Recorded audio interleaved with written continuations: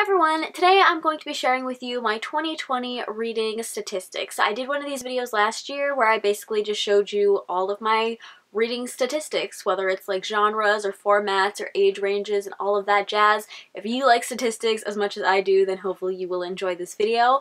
Also in this video, I'm going to be kind of making predictions as to how I think these statistics are going to look this year by the end of the year, so that maybe at the end of the year I can do a video reacting to this video and seeing if my predictions were correct or not. Although maybe they're not predictions as much as they're like little reading goals and just the little ways that I hope the numbers will look by the end of this year. So yeah, without further ado, let's jump into the statistics. I have them all here on my computer and I'm going to be putting the little pictures up on the screen so that you can see them as well. But if I'm looking down, it's because they're all on my computer. So first up, we have series versus standalones. So in 2020, I read a total of 83 books and 58 of them were standalones and 25 of them were a part of a series. This is not so much like series versus standalone and what I prefer to read more, as much as I feel like it's young adult versus adult books, because, and I know I'm kind of generalizing here, but I feel like most YA books, or at least the ones that I read,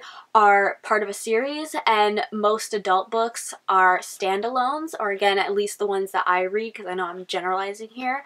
So I feel like this is more like the fact that I read more adult books in 2020, just by default, I ended up reading more standalones, but I don't think I generally prefer standalones over series. It's just that it seems like the kind of books that I'm drawn to, which in 2020 was more adult books, most of them just happen to be standalones. So as far as a prediction as to how I think this will look this year, I think it's probably going to look about the same, but maybe a little bit more series, because I really want to focus this year on reading the books that I already own.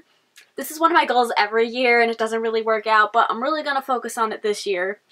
Also what I've said in every past reading challenge video. And so again, by default, a lot of the books that I have on my shelf are YA books that I like impulsively bought, and I really do want to try and give them a read, but again, by default, they're just like mostly a part of a series. So I think that the statistic is going to be about the same by the end of this year, but maybe just a little bit more on the series side as I try to focus on reading more of these books that I already own. Now moving on to the genres that I read this year. So first up, we have 7 classics, 5 contemporary books, 1 dystopian, 13 fantasies, 7 historical fictions, 1 horror, 5 mysteries, 14 nonfictions, 13 romances, 4 science fiction books, 8 thrillers, and 5 poetry books / collections. So quite a variety of genres there.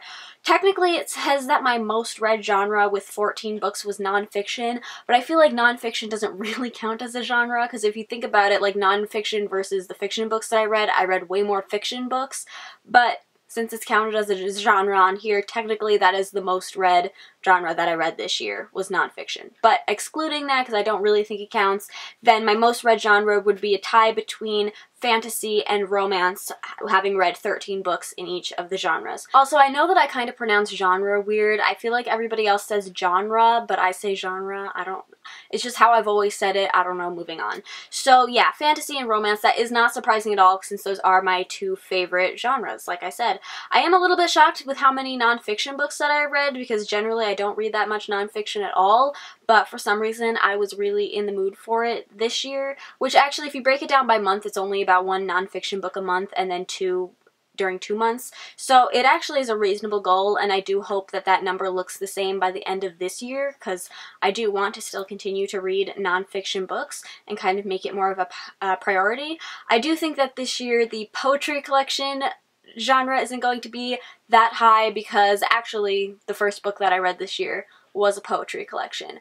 But other than that, I think I'm kind of done with poetry, because I don't really like most of the poetry that I read, so I feel like I should probably just stop with it for right now, unless something like comes out that really catches my eye.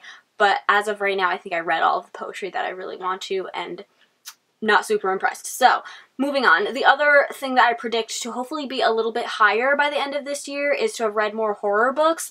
I only read 1 horror in 2020, and honestly, off the top of my head, I can't even think of what that book was, so clearly it wasn't very memorable for me, unless it was like a Stephen King or something. Maybe I should try to figure out what that book was. I just looked it up, and it was The Invited, which, yeah, that wasn't a book that was super memorable for me. So, but I do really want to read more horror because it's one of my favorite movie genres, and just in general, I feel like I'm always drawn to read horror books, but I just never end up picking them up. Like, I've got so many saved to my Goodreads TBR, but I just never get around to reading them.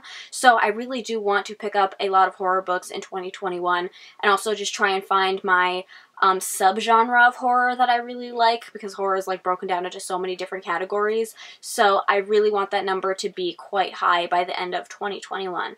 Other than that, I think all of the other genres are probably going to be about the same number. Next, we have star ratings. So in 2020, I had 1 1-star read, 2 1.5 stars, 8 2 stars, 2 2.5 stars, 17 3 stars, 9 3.5 stars, 27 4 stars, 6 4.5 stars, and 11 5-star reads. I think the 11 5-star reads is a little high than what it usually would be, but I also think that's because I reread quite a few books this year, or last year, oh, it's starting already, and generally I only reread books that were 5 stars, so it's not surprising that it's a little bit higher this year just because I was rereading more of my favorite books.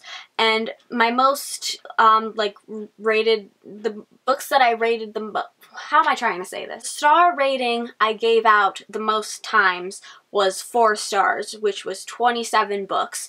That seems very high to me. I feel like that is the same that it is every year, but then when I look back on it, I just feel like I don't feel like I had like 27 4-star reads, plus another 11 5-star reads, plus another 6 4.5-star reads. I feel like that's a lot of books with some pretty high ratings, and yet looking back on my year, I don't feel like I had that many like high-rated books. So that's a little odd, and maybe I should, you know, go back and kind of reevaluate some of the 4-star reads, 4-star ratings that I gave out.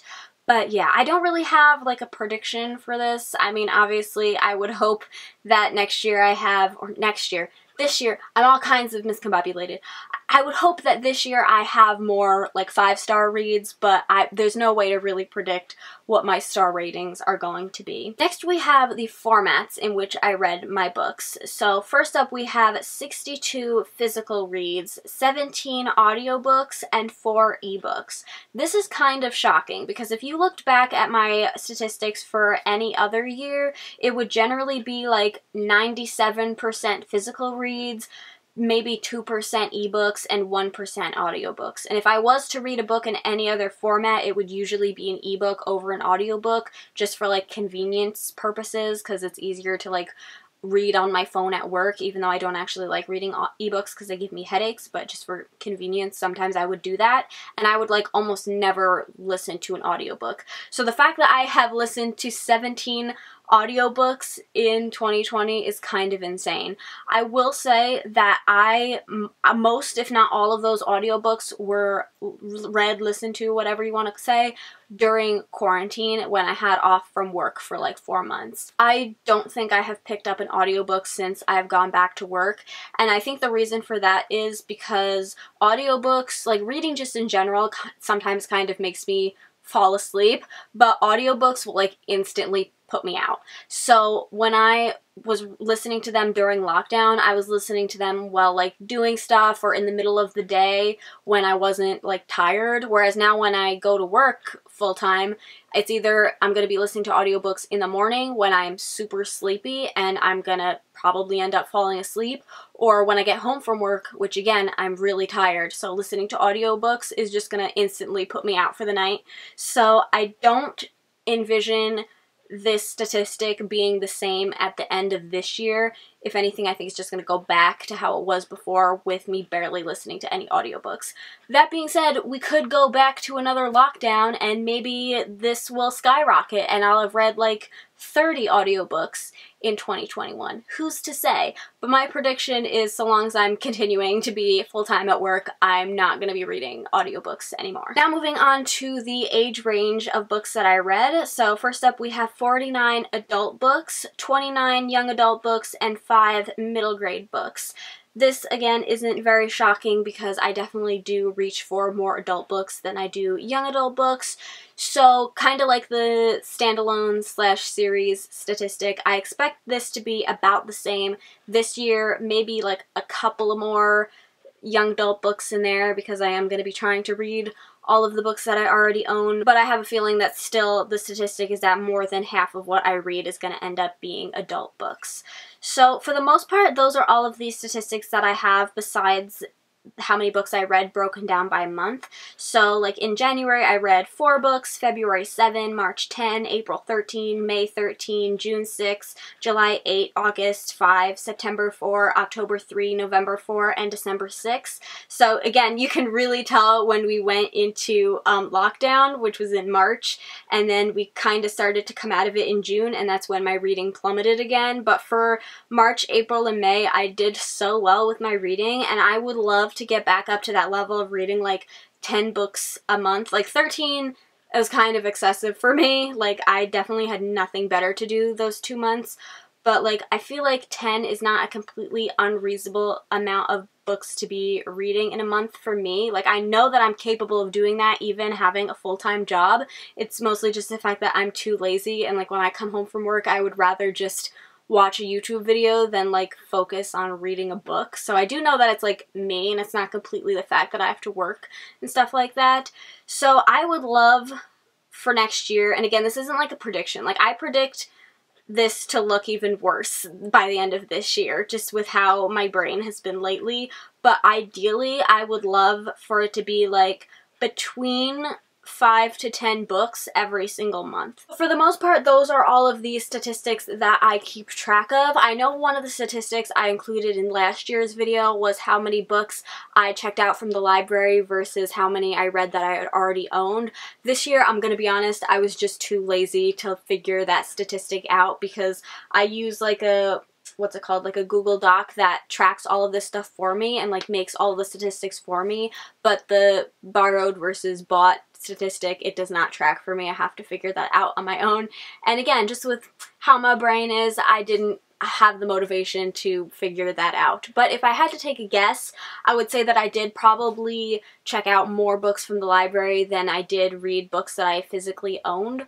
And that's, I mean, I do enjoy utilizing my library, and I think it's an important thing to do, but I do wish that I read more of the books that I owned versus books that I check out from the library. So this year I will actually be tracking how many books I am reading from the library versus how many books I'm reading that I already own, and I will hope that that statistic looks around like 70% books that I own and 30% books that I get from the library. But we will just have to see what happens. Honestly, I feel like most of this is going to come down to how this year turns out. Like, so many people have very high hopes for 2021, but I'm kind of equally expecting us to go down into another lockdown, in which case it will look very good for my reading, but also maybe not great for my mental health, in which case maybe it won't be as good for my reading. So honestly, I'm just really not sure, and it's all gonna just depend on how the world turns out this year.